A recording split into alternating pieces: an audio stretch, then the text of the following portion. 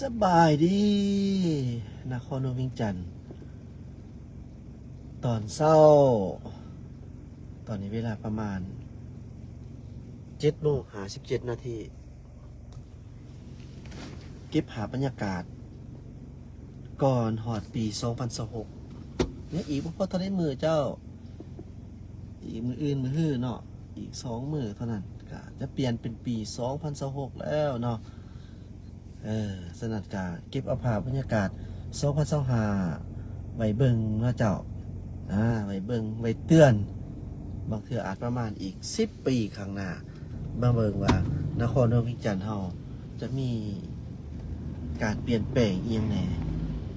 ย้ำเทื่อนึงว่าเป็นบางบอนเท่านั้นนะเจ้าท่านผู้ชมเป็นบางบอนเท่านั้นเนาะโอเคไปตอนนี้เฮากะมาอยู่แถวทางหน้าประตูใส่เนาะโรงเรียนอุดมเวียงจันทร์เจ้าอุดมเวียงจันทร์นี่คาเซ็ตปีใหม่เลยนี่นะแฮปปี้นิวเยอร์แฮปปี้นิวเยียร์อยู่ได้นี่ตอนเข้าดาวเนาะตอนเข้าดาวเป็นว่าอันมีบอลคลายเครื่องอยู่นี่พี่กายนะเจ้ามาเบิ่งปีนี้นี่ก็เขาเห็นว่ามันมีบูธเนาะเห็นว่ามีบูธเบียร์นี่เห็นป้ายเบียร์โบยโฆษณาไปหรอกว่าบูธเบียร์บูธเบียร์แท้ก็บ่แม่นหรอกเจ้าเป็นแบบคล้ายเป็นอันน่ะฟู้ดคอร์ทนะเจ้าฟู้ดคอร์ทเนาะเป็นอาหารอยู่ในโรงเรียนอุดมเวียงจันทร์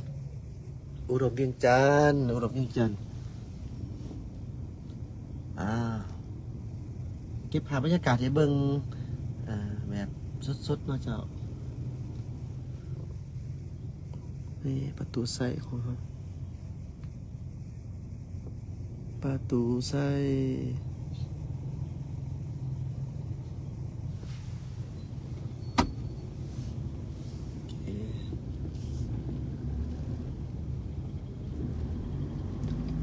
ภาพบรรยากาศประตูใส่ถนนลาดสร้างเนาะประตูใส่ก็จะประมาณนี้เจ้าเด้อนี่มีการเตรียมไว้เบิดเลยนี่เขตเบื้องนะสวนสาธารณะใหม่นี่ก็ถือว่ามีลานคอนเสิร์ตแบบใหญ่เลยแหละเจ้าเนาะเกี่ยมพร้อมเขาดาวอีพอทะเลมือ2 มื้อข้างหน้าเนาะเจ้ากสิแม่นะได้นี่เขาดาวนี่เบื้องนี้คือกันเนาะมีครบว่างไว้เบิดเลยนี่นะนี่มีฮูกว่างแสดงอะไรให้ฮอได้เบิ่งอีกเจ้าสำหรับเป็นไปทีในการไปไกลมาแถวทางประตูใส่คันว่ามีความสะดวกในเวกะอาจจะได้เห็นเนาะในสิ่งที่แปลกใหม่ในน้อยนึงเพราะว่าแต่ละปีก็เฮ็ดจังกับบ่คือเก่าหั่นแหละอาจจะแตกต่างเก่าได้เล็กน้อยบอกด้วยนะได้เราถามเบิ่งเนาะเจ้าโอเคตอนนี้เฮาก็กำลังมุ่งหน้าที่จะออกมาเส้นทางถนนไก่สอนเด้อบัดนี้นะเจ้าเนาะเกี่ยวกับบรรยากาศมาเบิ่งแล้ว BRT เพราะว่าบ่มีหยังให้เบิ่งเลยได้บัดนี้ มาเบิ่งแล้ว BRT แล้วเจ้าท่านผู้ชมเบิ่งเห็นไปนํกันนั่นแหละก็เพิ่นเอาออกบ่ล่ะเด้อเขตนี้แล้วเพิ่นก็แต้มเส้นใส่แบบนี้เนาะเจ้าขีดเส้นแบบนี้นะเจ้าโอ้คักๆอยู่เด้เดี๋ยวสิลองขี้ลื้อหน่อยนึงขอหน่อยนึงเด้เฮาก็แบบสามารถแบบว่าซอกแซกได้เด้ซอกแซกได้หน่อยนึงนี่ซอกแซกได้หน่อยนึงเพิ่นก็มีสัญญาณเตือนนี่คือเพิ่นที่บ่ซอกแซกเลยนะเพิ่นเข่าเลยแหละตั้งเข่าเลยแหละอันนั้นนะเอาตายปอตัวโอ้เห็นบ่นี่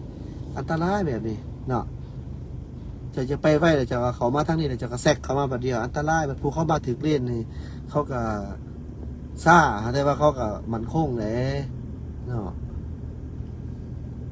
แนว BRT เฮาอันเกือบจะเว้าได้100%แล้วว่าอยู่จุดสถานีแต่ละสถานีนี่แม่นเพิ่นจะบ่เอาอันแล้วกัน BRT นี่ออกนี่เนาะซึ่งว่าเฮาเห็นเป็นขอบสีเหลืองบ่แม่นสีขาวสีแดงจังซี่นะที่ว่าเพิ่นบ่น่าจะบ่ออกแล้วคันออกเพิ่นออกแต่โดนนั่นแหละนี่นะบ่อื่นเพิ่นยังเอาออกบ่ได้เด้เป็นจังซี่นี่เนาะเพราะว่าอยู่ในจุดสถานีแท้นี่บ่ให้มีไผเข้าไปส่วนอีดีเด้เนาะ จงไว้สงวนไว้เป็นสิทธิ์ของทาง BRT แท้ๆดิก็จะประมาณนั้นนะเจ้านี่เนาะเจ้าโอ้คักเลยเด้นี่นะคักเลยเด้เป็นขีดเส้นใหม่แล้วก็แต้มการเนาะเป็นสีเหลืองเบิด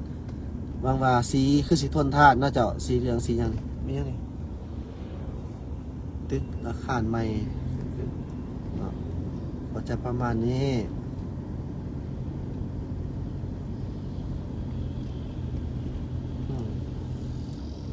มาเบิ่งว่าปี2016สิเป็นอะไรเนาะเจ้า2025ก็ฮู้แล้วว่าเป็นประมาณนี้แหละเจ้าอ๋อนี่แม่นแท้ได้เนาะเจ้าบ่ในที่ว่าเป็นจุดสถานีนี่เพิ่นจะบ่เอาแล้วกัน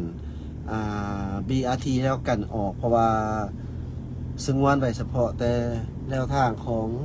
รถเมล์ด่วนว่าซั่นซะเนาะรถเมล์ด่วนสงวนไว้แล้วก็สิเป็นการเพราะว่าBRT มันจะต้องได้เขาไปจอดอยู่ในสถานี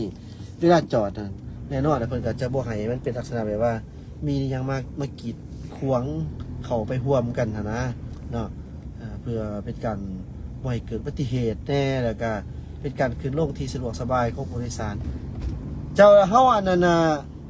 มาเห็นนี่นะเนาะอัปเดตใหม่ท่านผู้ชมเบื้องทางขวามือเฮาสีเขียวเนาะเจ้าเป็นหัวเป็นกระแพงเขาเห็นว่ามีใหม่แล้วเจ้า มีใหม่มาได้นี่นะนี่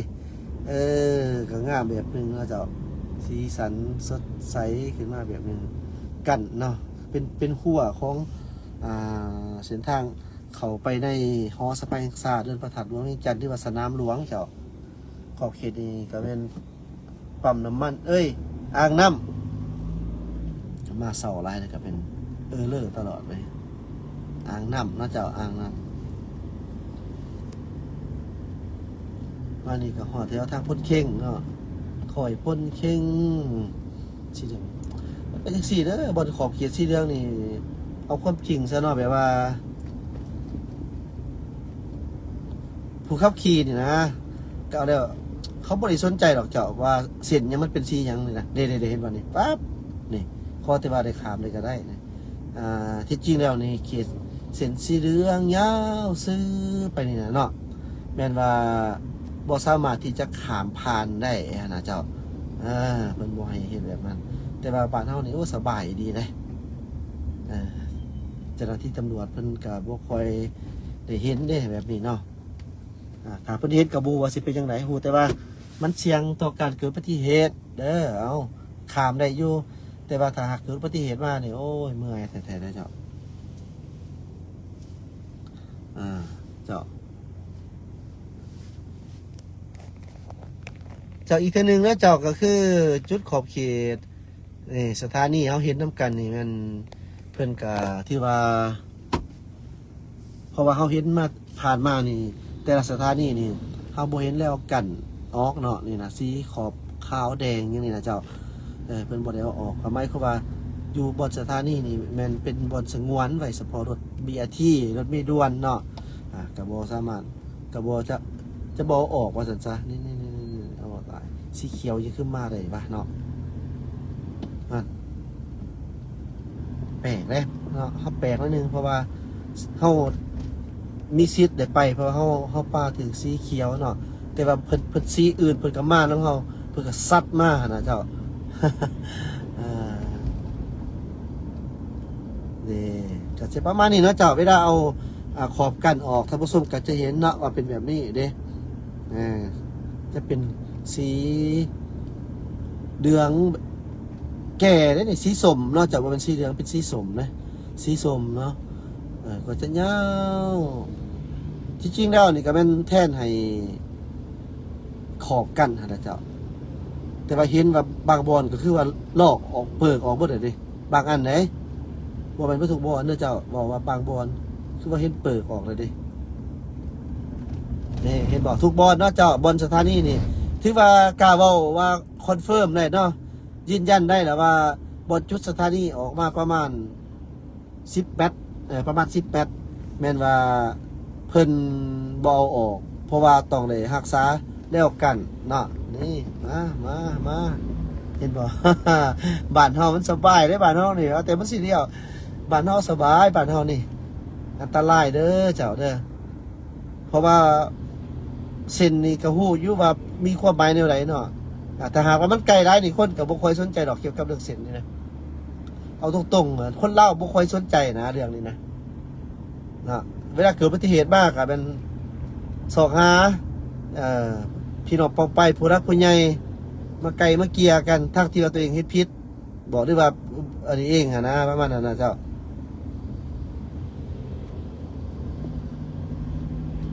คือว่าเพิ่นก็ออกหลายแต่ดิเบิดแต่นี่นะเนาะซัพพอร์ตเส้นทางถนนไกลสอนเด้อเจ้าเอาออกหลายแล้วเนาะเอาออกหลายแล้ว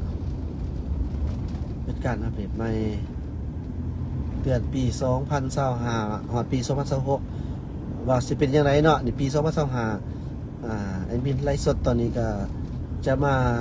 เด้งขึ้นให้เขาเห็นอีกครบรอบ1 ปีเนาะเจ้าเขาก็จะมาเห็นเราคนพิงจันทร์ในอีกปีหน้าประมาณนั้นนี่เนาะพี่ข่าวแล้วมีอาทีเลยก็สิออกสิเขาก็ยากครับโดยรวมแล้วก็ประมาณนี้จ้ะท่านผู้ชมเดี๋ยวขออนุญาตเด้ออันจะเฮ็ดใน1ซื่อๆดอกเพื่อให้ท่านผู้ชมได้เห็นว่าเวลาออกเป็นจังไดเด้อพอเขาแล้ว BRT บ่แม่นคืนดื้อเด้อเจ้านี่เพราะว่าเฮาเบิ่งทางมันโปร่งโล่งมันนั่นโรงเรียนแบบนี้ได้เนาะประมาณนี้เจ้าเด้อเดี๋ยวเป็นออกคืนโอเคเพราะว่าเฮาก็บ่อยากอันนั้นหลายปานใดดอกเจ้าโอเคขอบใจที่ตามมาส้มเจ้ากะสิประมาณเท่านี้แหละเจ้าที่ว่านำมาฝากมาตอดกันเดี๋ยวเฮาสิไปโอ้โหออกไปเวียกก่อนนิดนึงเจ้าไปทางน้องเนียงเนาะทางน้องเนียงเพิ่นกำลังปล่อยซิดให้ทาง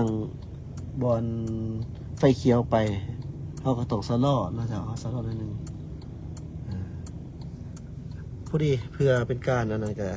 อัปเดตให้ท่านผู้ชมเบิ่งเสาสัญญาณเนาะเสาสัญญาณที่เห็นอยู่นี่นะเสาสัญญาณไฟที่เห็นอยู่นี่เนาะหรือว่าเสาไฟแดงไฟจังได๋ได้หมายความว่าเพิ่นเฮ็ดใหม่เบิดเนาะเป็นเสาสัญญาณเป็นเสาไฟแดงไฟเขียวเสาจราจรก็ว่าได้นะสิซะเป็นตัวใหม่แล้วก็จะมีตัว BRT พร้อมเนาะในอันนั้นนะจะประมาณนี้จ้ะท่านผู้ชมโอเคขอบใจที่ตามมาชมแล้วจ้ะเด้อขออนุญาตโจ๊กการได้เชิญเพียงเท่านี้อัปเดตให้เบิ่งเพื่อเป็นการเตือนเนาะในปี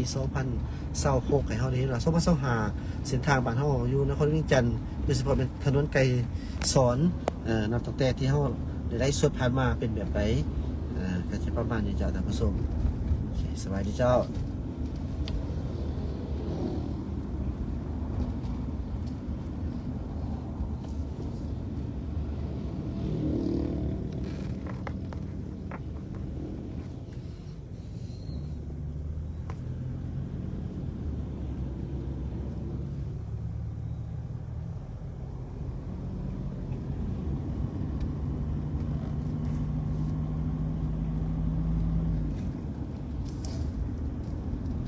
ยางมันเทียงเดือนพฤษภาปี2025ท่านสีจิ้นเพียงได้ลงเคลื่อนไหวเยี่ยมยามและเฮ็ดเวียกอยู่แขวงเหอหนานโดย